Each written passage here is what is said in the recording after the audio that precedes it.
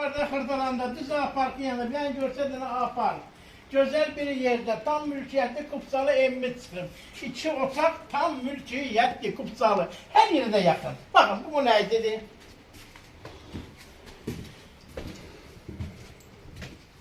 Sol tərəfdə bir otaq. İçində əşya da var. Pəncərəsi açıq. Qoşaq daş.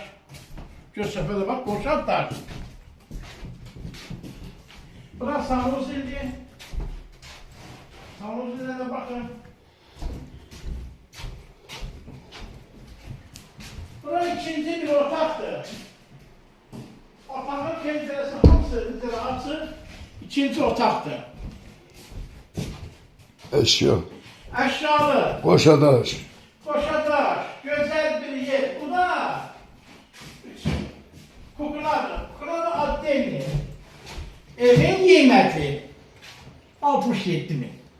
Tam mülkiyyətli Kupsalı. Allah alana xeyir versin. Xırdalan şəhəri. Xırdalan düz içi sentrallı yer.